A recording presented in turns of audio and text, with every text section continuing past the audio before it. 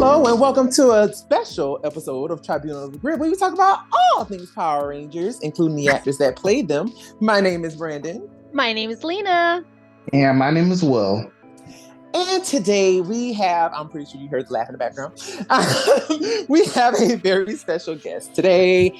Now, I'm pretty sure y'all are all familiar with him, as you will probably see on the, on the little promo, little promo thing on the episode. You know who we're talking to, obviously. But just in case if you did not know, he played two characters in one show, which a lot of us, I'm like, oh wow. But, he played two characters, all Red Rangers, and he has been back a whole lot, giving us that Red Ranger glory from the season that we all know and love. Please give a warm welcome to Mr. Jason Faunt, who played Wes and Alex from Time Force as the Red Ranger. How are you, sir? I am doing fantastic. How are you guys tonight? Great. Doing so happy you're here with us. Yes. Beyond words. Thank you so much for joining us today. Thank you. No, seriously. It's an honor. It really is. It really is an honor to have you here. You have no idea. It's just like, it was so crazy because we were just like, wait a minute, who? I know when Lena told me and Will, we were just like, who's coming on the show? Oh, awesome. Absolutely. So yes, we are definitely super excited to have you here, and we're just going to go ahead and get right into it. So first of all, Jason, now, I did a little snooping, you know what I'm saying? Because I had to get my questions ready. But I did not know that you were from Chicago. So tell me a little bit about that. Like, how was it like growing up in Chicago, and what kind of child were you? Well, I grew up actually in the suburbs. It's a small town about 50 miles northwest of Chicago. But Chicago's big, and I usually say Chicago because it's much easier than telling people McHenry, Illinois. But I grew up in the suburbs, a little town of 20,000 people. Oh, wow. Oh my. Yeah. So if, I'm trying to think of an analogy, like if it was Los Angeles, it's like growing up in Huntington Beach. And, I grew up, just me and my mom. We lived above a department store. Wow. That sounds fun, actually. It was cool. I mean, it was like, it was just this little apartment above a store. And I was a big athlete all through high school, 3-sport athlete. And I love where I grew up. And it's a little slice of the Midwest. Wow. What 3 sports did you play? I played football, basketball, and baseball all through high school. Wow. All through high school. Wow. And then I went on to play college baseball, and I played pro baseball for a bit.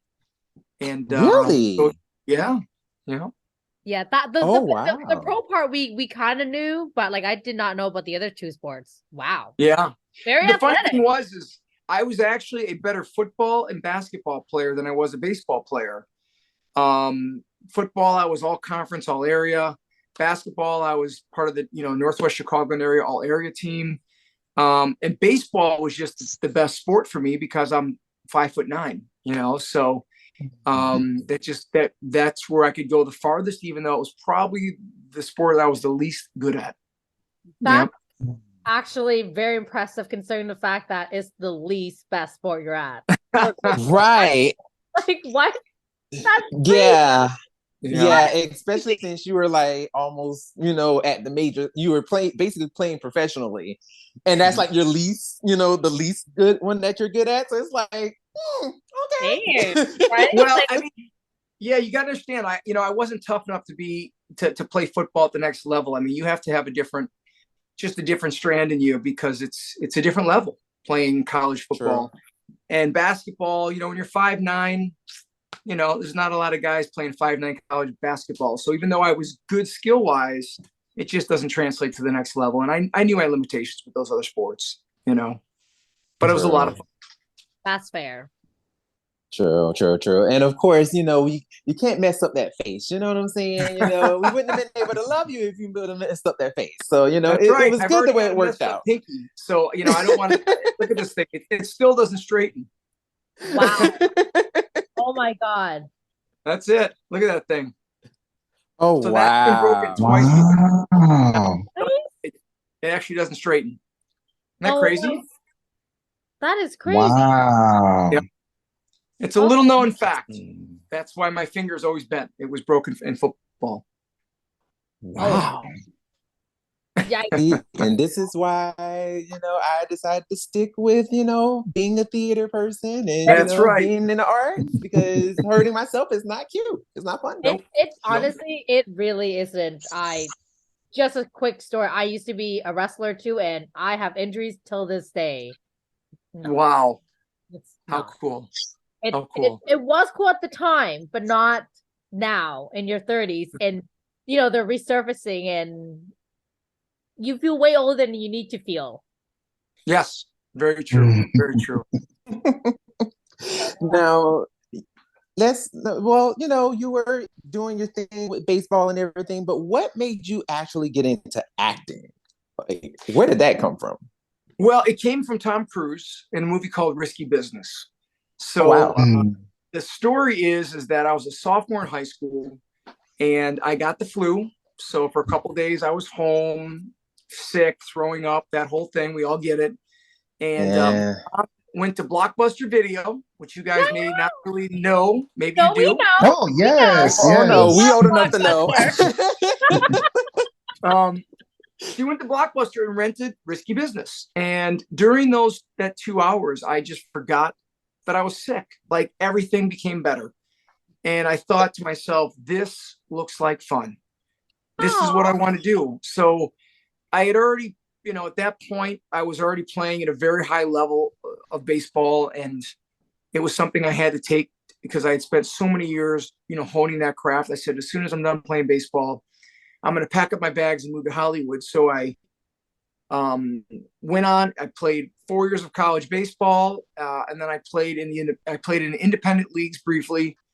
When they released me, I literally went back for my 5th year of college, got my business degree, and then I packed up my bags with, I think I had about $1,500 to my name. I had a free place to stay for 3 months, and drove across country and just dove into the world of acting. Wow. The first check I wrote was to my acting teacher out there, joining acting class. And I pinned my ears back. I just learned and listened and kept my mouth shut and watched those who come before me, and slowly worked my way through Hollywood. Wow. Yeah. That's inspiring. That's impressive. That is very impressive. That is impressive.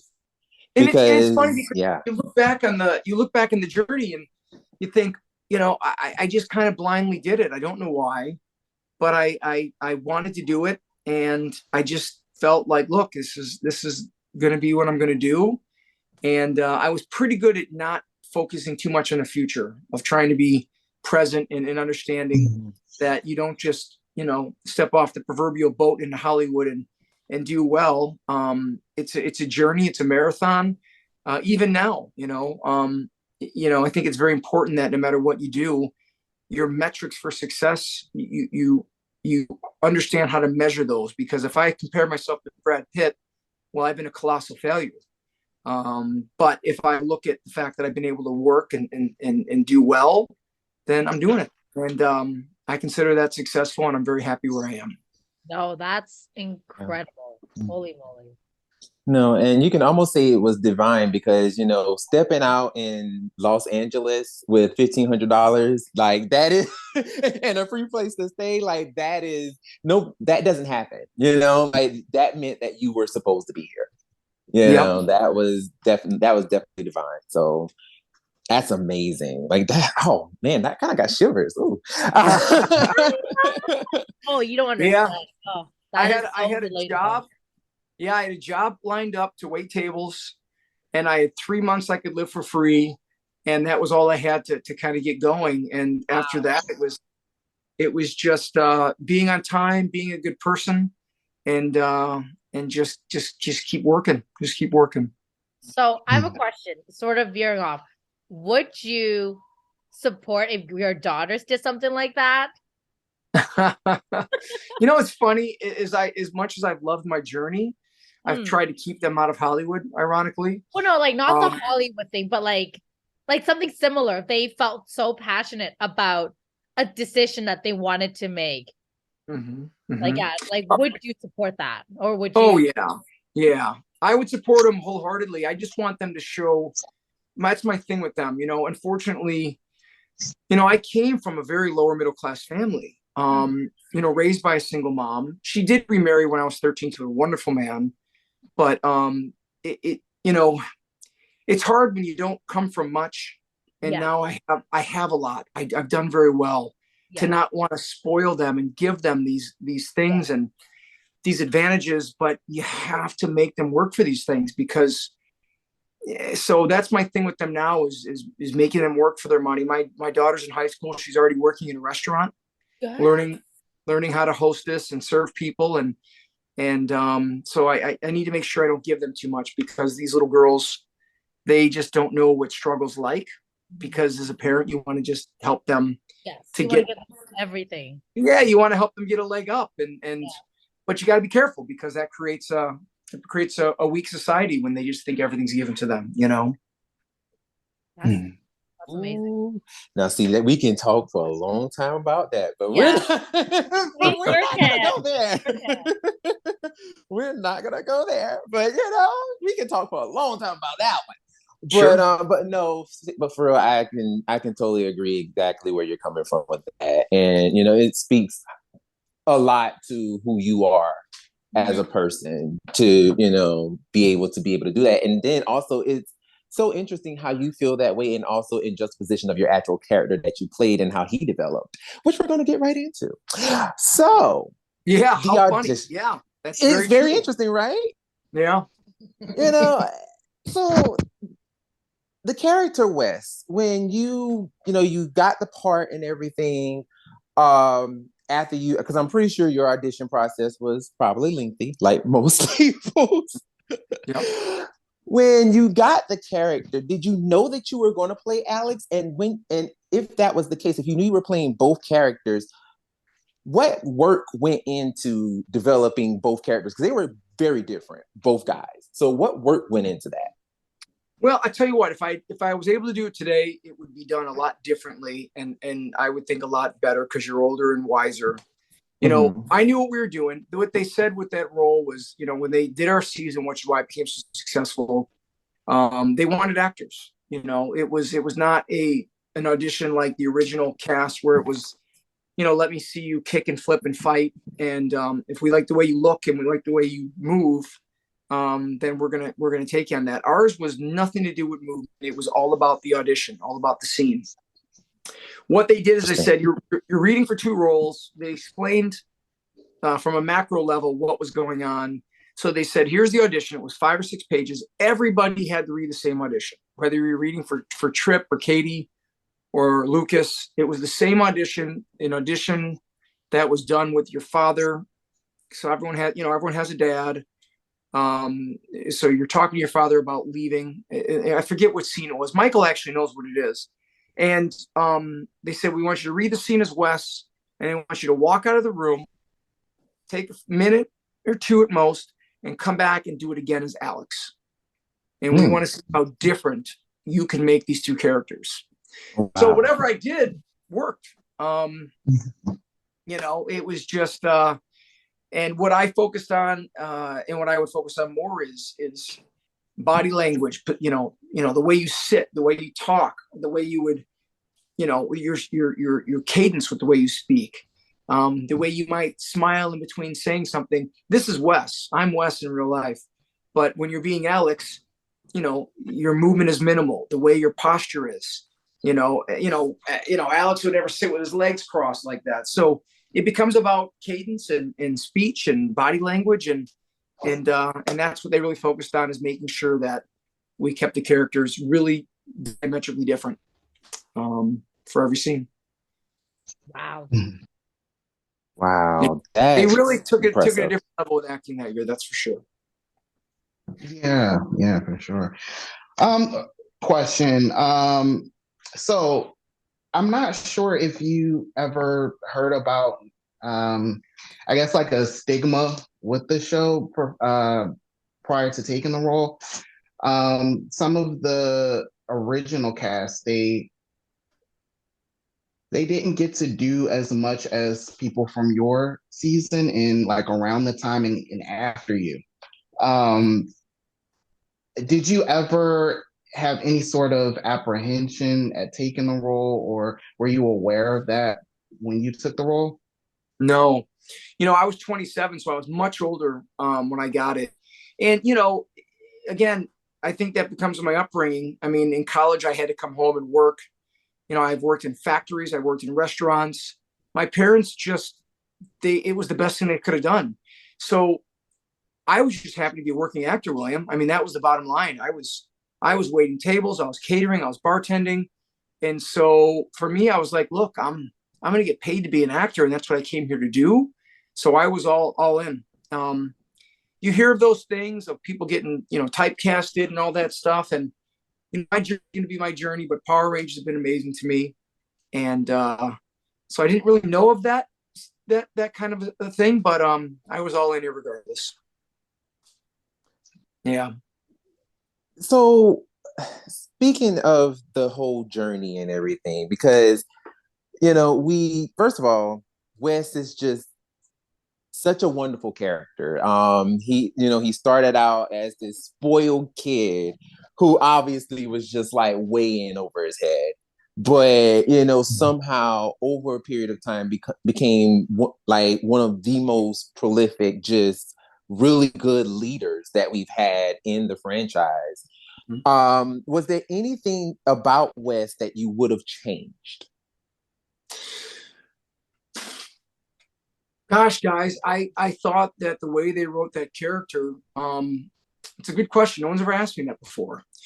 But my initial thought is no. I mean, I thought he had such a wonderful backstory on how he had the proverbial silver spoon in his mouth. He had it all coming, and he wanted to do what he loved to do. He wanted to choose his own destiny. Helping his friend Eric, who came from the quote unquote other side of the tracks, right? They came from two different worlds, and his relationship with him, his selfishness, very selfless, and giving up his life to save his friends.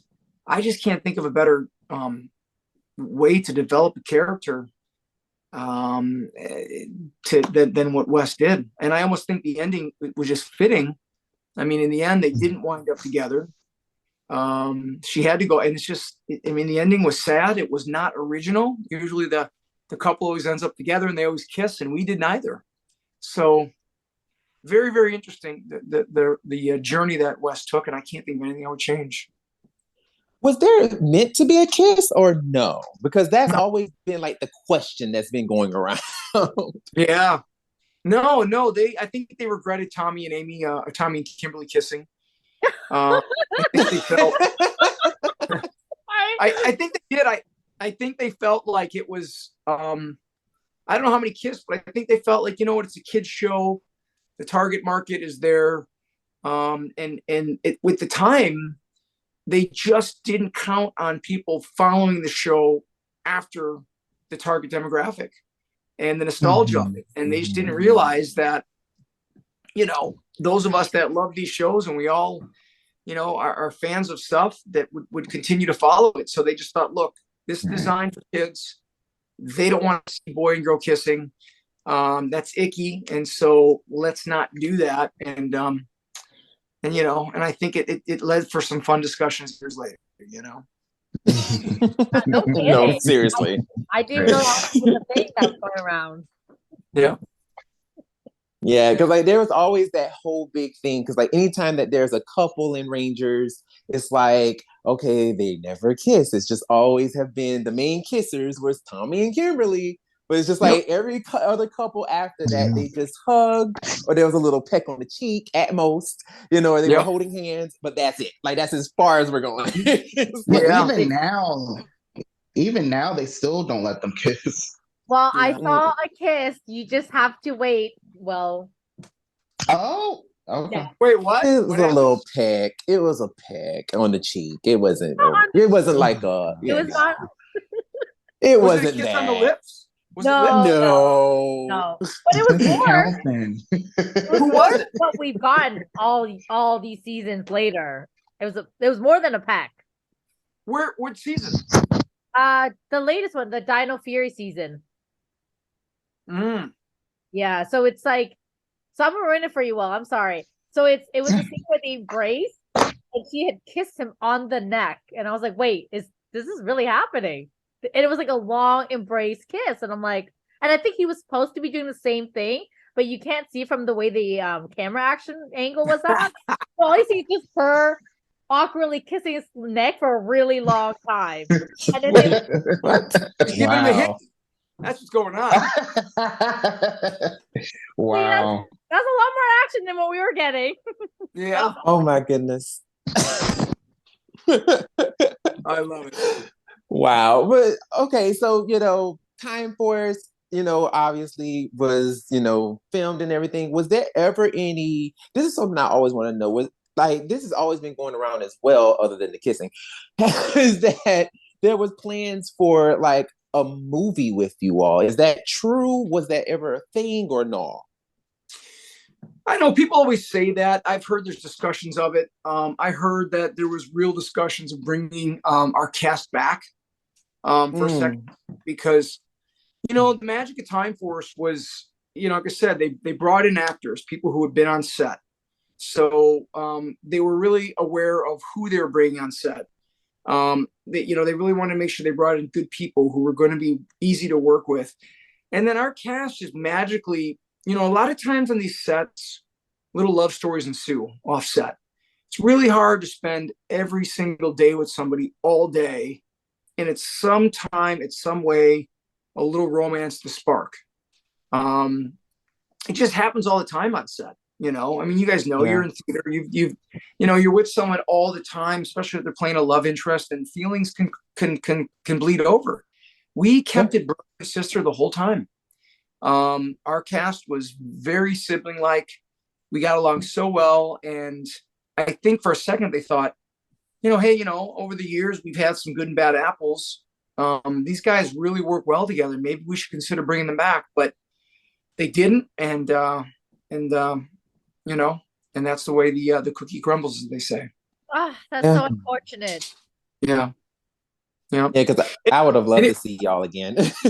Yeah, it would have been great, because after that year, it would have changed the trajectory in a lot of things, because 9/11 happened that year. Yeah. And studios shut down. Things were on high alert. Sets were shut down.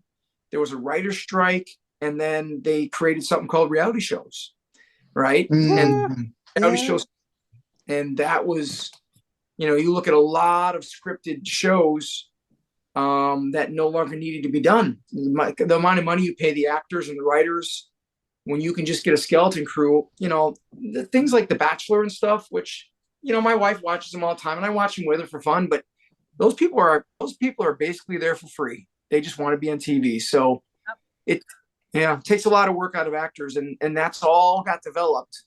And that was, it changed the trajectory of a lot of career paths, for sure. Now, that's one thing I did not know, and that's very interesting that you said that. I did not know that 9/11 actually affected the way shows were being filmed. I never knew that. That's very interesting. So, so were you already done filming by that point, or were you still filming? Like, what was going on with that? Yeah, I think we got done filming. There was a writer's strike that was about to happen. So we started filming in February, well, maybe January or so. Okay. And then the writer's strike, the writer's contract was up like, I don't know when, end of July, early August. So the producers knew that we have to get all the filming done by this date. So we had to rush Time Force. We were working 6 days a week, 12-hour days, which sucked, because we never got a chance to do any publicity. We never got a chance to really do the proverbial mall visits, or because they knew if they didn't get this thing filmed, and the writer's strike started and went on for 2, 3, 6, 8, 9 months, 2 years, 3 years, God knows how are they going to continue the season. So we had to get our season in the can. So we were off. We were the Rangers for a very short time. Oh wow. So by the time 9/11 happened, we were done filming, and I think that was the time when the writer's strike happened. They wanted a lot more money, and the producers said, "Well, let's try this reality show stuff out." And some of those shows were getting ratings by episode 2 or 3 that it took sitcoms like Seinfeld to take years to get to. And you just very, very limited. Sorry, phone was ringing. Very, very limited outlay to get like 20 times the money. So reality shows just became huge. That's really wow. Like, that's who would have really thought? sad to hear. Yeah, like, who would have thought? Because I'm not gonna lie, I'm very guilty of reality shows watching, and now that I hear all this, I'm like, I don't want to do this anymore. Yeah, well, I think that horse has already left the barn. I mean, it's very popular. The Bachelor and Erica's Got Talent, and that's there's always been game shows like that, but like a lot of those reality shows, they love them and people love them, and it's you want to watch what you want to watch, and that's fair. Bachelor Island, and there's so many things. It's my wife's watching 90 Day Fiance, and I mean, so many shows now. That one is good though. There is a crazy drama, but yes. Yeah, she loved My Big Fat Life, 90 Day drama, or 90 Day Fiance, The Bachelors, Temptation to the Island stuff. I don't know, so. I mean, you know more than I do, so that's. Yeah. And it's much cheaper to produce those compared to like scripted stuff, because you don't have to pay the actors and the writers. All you need is a camera and some alcohol, and then just let them go. Just let them go. Just let them go. Just let them go. Be saying some let wild them fight stuff. And fool around, and get drunk, and the emotions come out, and it's pretty amazing. Now, with your cast, because as you've mentioned, your cast is like, you were like siblings, you were all great together. So normally we do kind of a little, kind of like a little game where, we mentioned one of your castmates' name, and you just say, how you feel about them, whether that's like a word, or you give us like a scenario or any memory or anything like that comes to mind when we say their name, or that kind of thing. Okay. So we call that the Ranger Name Game. So I'm just going to call out just a random actor from your season, and you're going to just tell me what you think. Tell me what you think about that person. So, all right. Aaron Cahill. Cahill. Well, very, very passionate, very loving, very caring, very giving, and very committed to her craft. Definitely can see that. I definitely can see that. Yep. Michael Copon. Oh, Michael. Trustworthy, loyal, hardworking, ambitious, real, very real. Oh, nice. He'd be a good guy to have. We trust. We want to interview you all. We do. We want to bring you all on. We do. But to be fair, I think some of us have been left on red, but that's okay. We'll try again.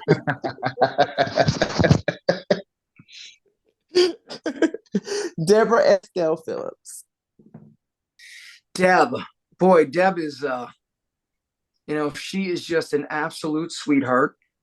She hasn't aged a day. No, we see that. We're like, she's a vampire. How do we become you? Like, what is your secret? Yeah, Deb's actually reversed. She's Benjamin Buttoned it. Yeah, but Deb is just like, she's just such an innocent person. She's just like that that eyes wide open, yeah, it's almost just like she's our little sister. So, but Deb is just so sweet, and I would just say so sweet and innocent. Oh, Kevin Kleinberg. Kevin, little brother, he's another one that is just full of questions. Him and Deb are so similar. They're just there. Really? Oh yeah, and those two they take such good care of each other. But oh. Kevin was perfectly hired for that role. He was kind of this weird glue that kept that whole cast together, kind of an unsung hero. And just a good guy. Well, good man now, but good kid. Daniel Southworth. Tough dude. Dan was hired perfectly. He was born to play the role of Eric. That's him. I mean, what you see is Dan Southworth. So cast perfectly. He's a tough guy's tough guy. No nonsense, straight shooter, right to the point. He'll tell you how he feels. Wow. Nice. And that's it for that game. That's it. I feel like you guys were all exactly who y'all on the show. So yeah. For real. And I think that's pretty typical with earlier roles. You kind of get hired when you find a role that's similar to who you really are. And I always laugh and say I'm Wes minus the rich upbringing, right? So, Wes is basically your alter ego when you really think about it. Yeah. Wes is very similar to who I am. But you get hired initially for roles that are like you. If you're lucky enough later on to play roles where you're an escape from who you really are, that's where it becomes fun. Now,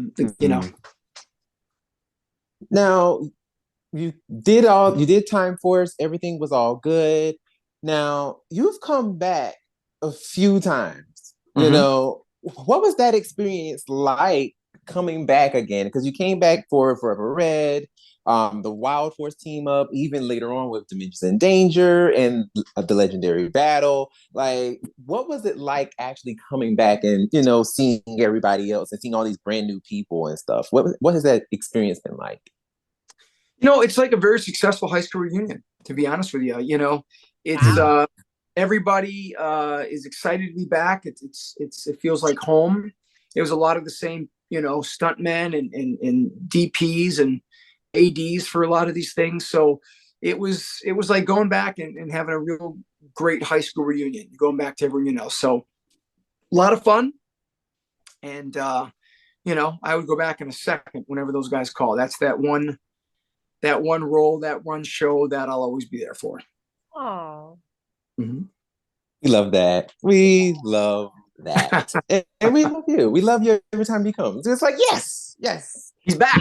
We got Wes. He's back. I will say though, every time they do have you come back, you almost like you age on the show. But in real life, you look the same.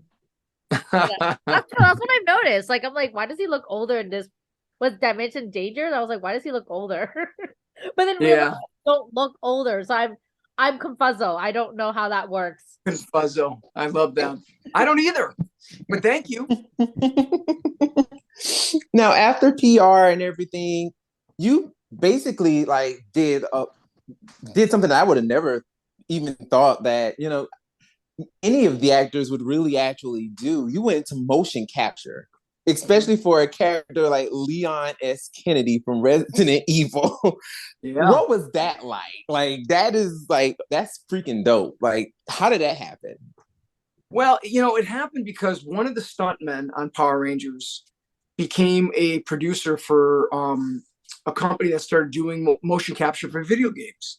Oh. And like any other job, you audition and you want to get what you can. I mean, today I did a print job for Tommy Bahama's furniture store, right? So you do these jobs and they vary by the day.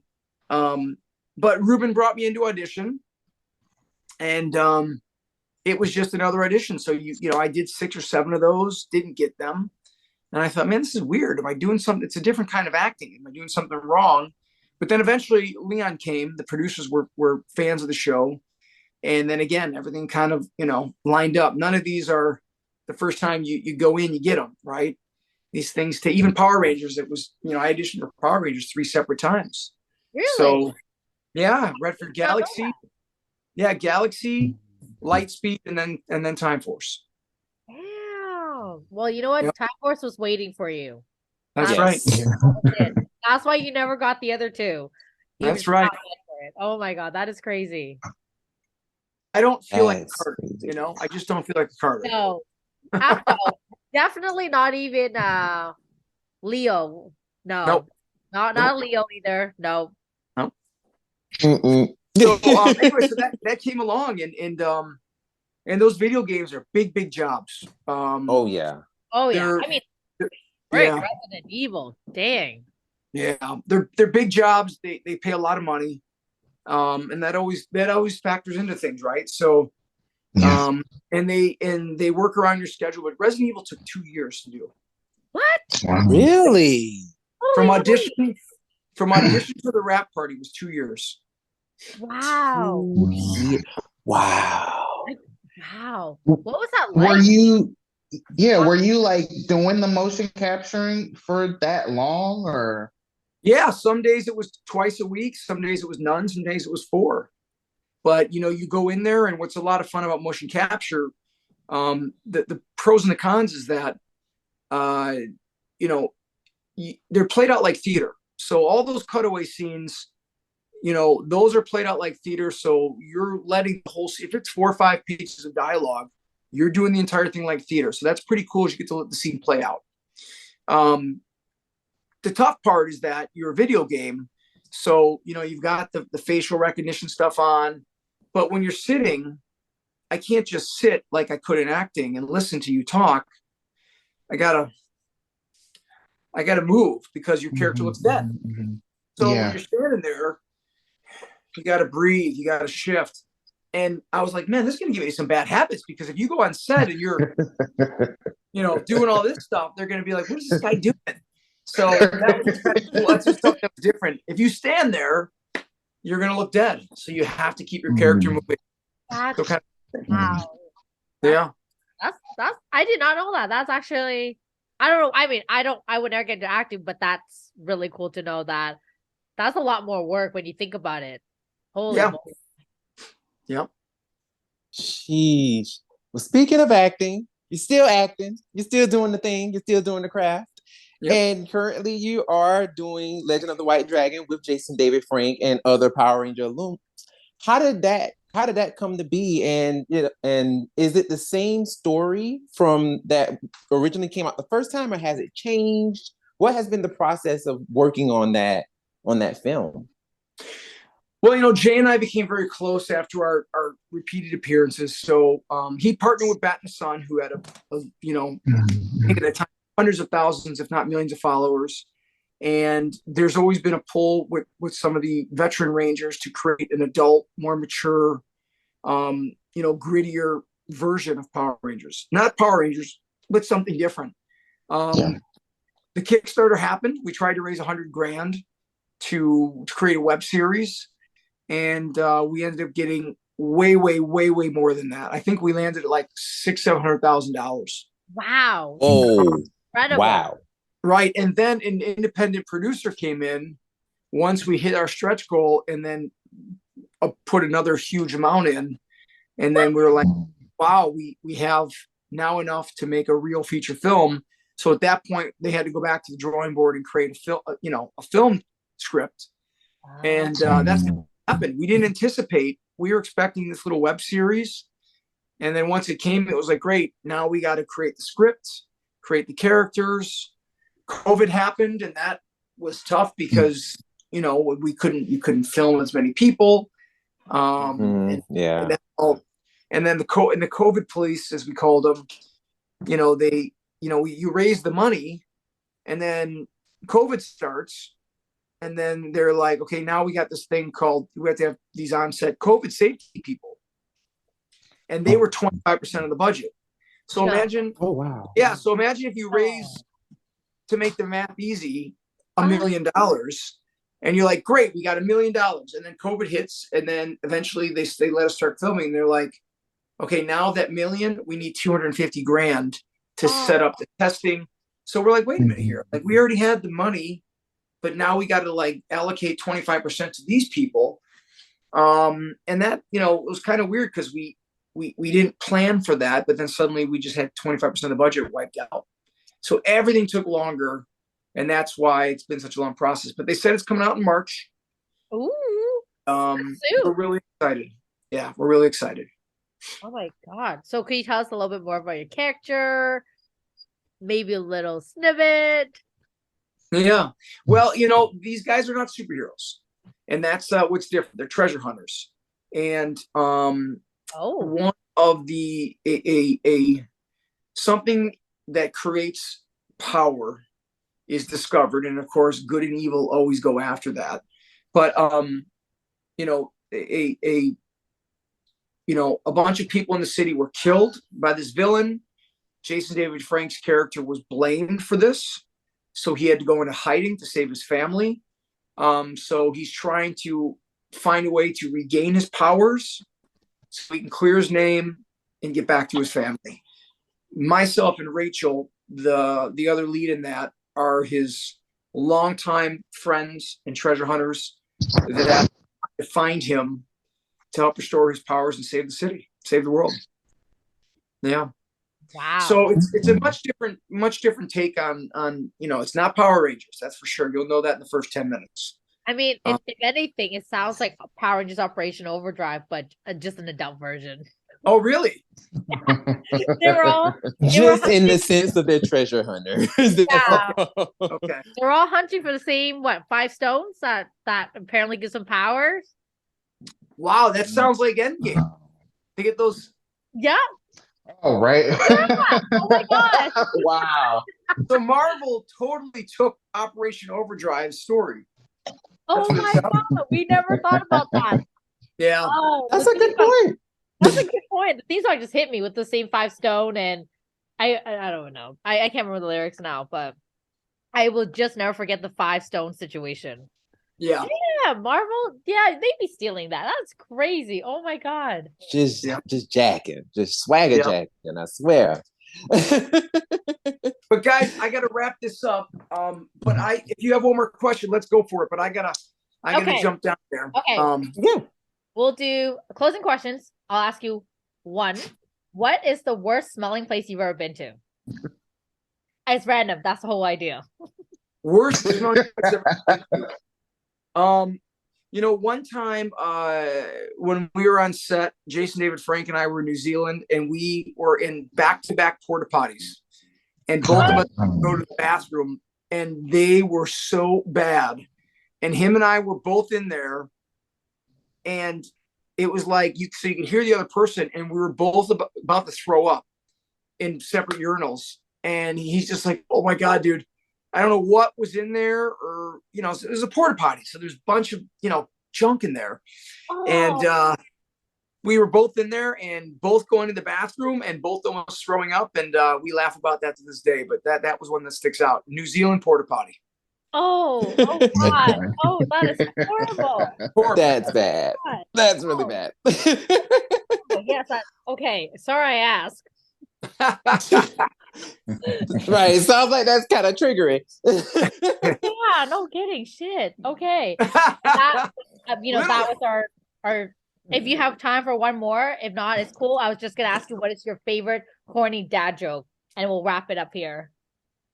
My favorite corny dad joke. Yeah. Oh gosh. Every time we go to Disneyland, I'm trying to think if this is the one I want to tell.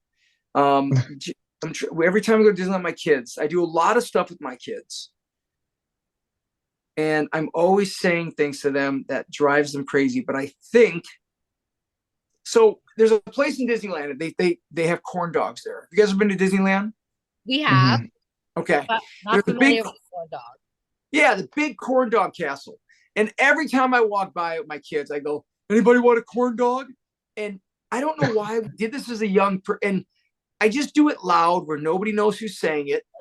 And my kids, they laugh at it, but they know it's coming. Every time I'm going to say out, anybody want a corn dog?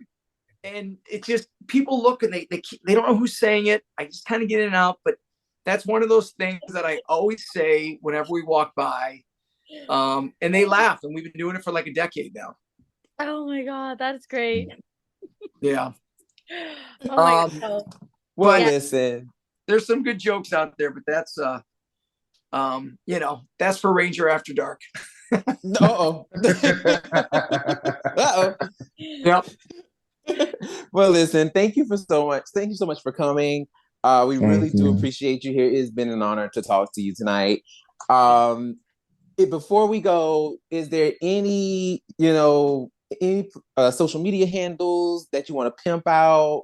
Anything that you want to, say before we go ahead and let you go? Yes. Three things. Legend White Dragon coming out in March. Maybe streaming platforms, maybe theaters. We might even take a tour and go see it with fans across the country, where we go to theaters, watch them with fans, do a Q&A, and do an autograph signing after. So that's coming out in March. Okay. Brush Brigade is a new cartoon I'm now developing. What? Yeah, a new cartoon called The Brush Brigade. And it's an animated series that we're creating about the Tooth Fairy's daughter. In her fight to take over the throne and fighting against Emperor Decay. So kind of a B movie meets Monsters, Inc. That's exciting. Oh my God. Okay. That's cute. Okay. Yes. Brush Brigade, brushbrigade.com. You can already go to that and check it out, and you can see the teaser there. Okay. Awesome. We're definitely going to do that and link that on this episode too.